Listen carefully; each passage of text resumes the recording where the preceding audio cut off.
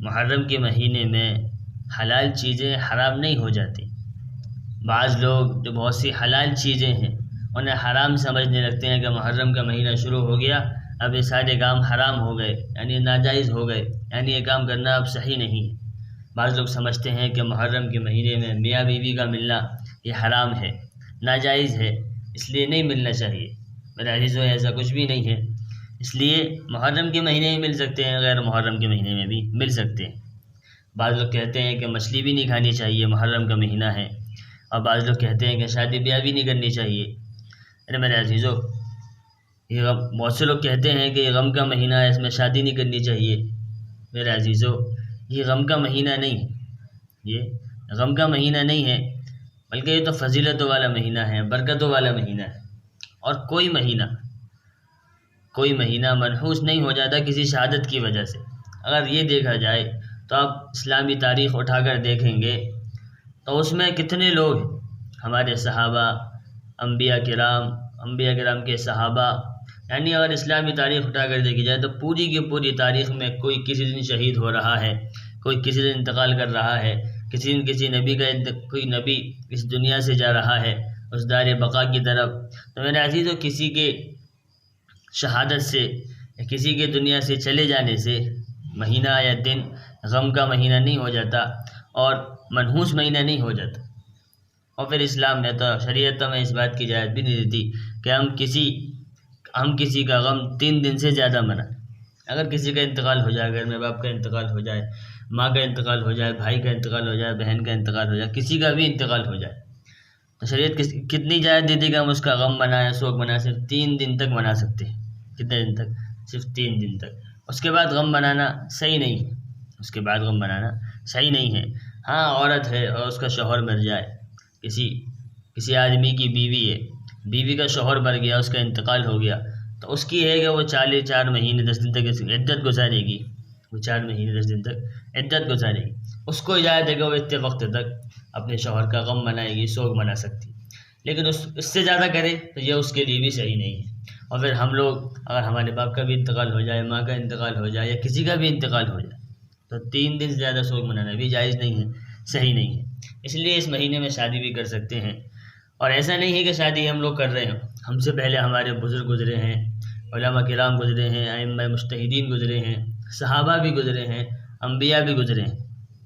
اور یہ بات دھیان رکھیں کہ جب اللہ کے نبی صلی اللہ علیہ وسلم، ہمارے اور آپ کے آقا حضرت محمد صلی اللہ علیہ وسلم، جب اس دنیا سے اس دار بقا کی طرف رحلت فرما رہے تھے، جا رہے تھے، اس دن سے زیادہ غم کا مہینہ اور اس دن زیادہ غم کا دن کون سا دن ہوگا؟ لیکن اس کے بعد بھی صحابہ کرام کی زندگی میں وہ دن لوٹ کر آیا جس دن اللہ کے نبی صلی اللہ علیہ وسلم کا وصال ہوا۔ اللہ کے نبی صلی اللہ علیہ وسلم اس دنیا سے اس دنیا کی طرف گئے، اس باقی رہنے والی دنیا کی طرف گئے، لیکن صحابہ نے کبھی اس مہینے میں غم نہیں بنایا، اس دن میں غم نہیں بنایا۔ جو دنیا میں آیا ہے اسے جانا ہے، جو دنیا میں آیا ہے اسے جانا ہے۔ اب ایسا تو نہیں ہے کہ ہم لوگ اسی غم میں رہیں کہ میرے باپ کا انتقال ہو گیا، میری ماں کا انتقال ہو گیا، میرے بھائی کا انتقال ہو گیا۔ اگر انسان اسی فکر میں رہے گا، اسی سوچ میں رہے گا، تو میرے عزیزوں کچھ کام نہیں کر سکتا، وہ دنیا میں رہ کر کوئی کام نہیں کر سکتا، کیونکہ اسے ہر وقت یہی غم ستاتا رہے گا، یہی پریشانی، یہی مصیبتیں ستاتی رہیں گی۔ اس لیے اللہ تعالیٰ نے انسان کے ساتھ ایک بھولنے کی بیماری لگائی ہے کہ انسان غم ہو یا خوشی بھول جاتا ہے، غم ہو یا خوشی بھول جاتا ہے۔ گھر میں شادی کا موقع ہوتا ہے، انسان کتنے خوش ہوتے ہیں، شادی کا وقت ہوتا ہے، چلتا رہتا ہے، لیکن جیسے جیسے وقت گزرتا جاتا ہے، بھائی کی شادی ہو گئی، بہن کی شادی ہو گئی، وہ اپنے گھر پر چلی گئی، جس وقت وہ شادی ہو رہی تھی، جس وقت نکاح ہو رہا تھا، اس وقت ہمارا دل میں کتنی خوشی تھی، ذہن میں کتنی خوشی تھی کہ ہم کتنا خوش ہو رہے تھے، من میں خوش ہو رہے تھے، ہماری خوشی ظاہر بھی ہو رہی تھی کہ خوشی کا دن ہے۔ لیکن جیسے جیسے وقت گزرتا گیا، بہن اپنے گھر چلی گئی، کہ بھائی اپنے بیوی بچوں میں لگ گیا، لیکن وہ خوشی اسی وقت تھی، اس کے بعد ہم وہی خوشی روزانہ منائیں، ایسا نہیں ہو سکتا۔ اور ہم اس خوشی کو روزانہ مناتے رہیں، یا اگر ہمارے گھر میں کسی کا انتقال ہو جائے اس کا غم روزانہ مناتے رہیں، تو میرے عزیزوں ہم دنیا میں کیسے رہیں گے؟ نہ کوئی کام کر سکتے ہیں، نہ کسی سے کوئی بات چیت کر سکتے ہیں، صرف اس غم میں رہیں گے۔ اس لیے اللہ کا شکر ادا کرنا چاہیے کہ اللہ نے ہمارے ساتھ بھولنے کی بیماری لگائی ہے، یعنی انسان کو بھولنے کی بیماری لگا دی۔ یہ ہمارے لیے بڑی نعمت کی بات ہے، یہ اللہ کی بڑی نعمت ہے اور بڑا احسان ہے۔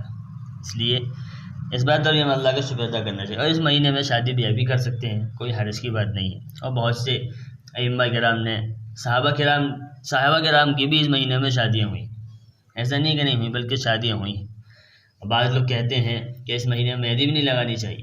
ارے بھائی، مہندی لگانا عورتوں کے لیے جائز کام، وہ لگا سکتی ہیں، محرم کا مہینہ ہو یا غیر محرم کا مہینہ ہو۔ اس لیے یعنی یہ ساری رسومات جو جائز ہیں، جو حلال ہیں، انہیں حرام کر دینا، ناجائز کر دینا، یہ ہمارے لیے صحیح نہیں ہے، بلکہ اس میں ہمارا نقصان ہے، کیونکہ ہم نے اللہ کی حلال کردہ چیز کو، جن چیزوں کو اللہ نے، جن کاموں کو اللہ نے حلال کیا ہے، ہم ان کاموں کو حرام کر رہے ہیں، تو اس میں ہمارا نقصان ہے، کسی اور کا نقصان نہیں ہے۔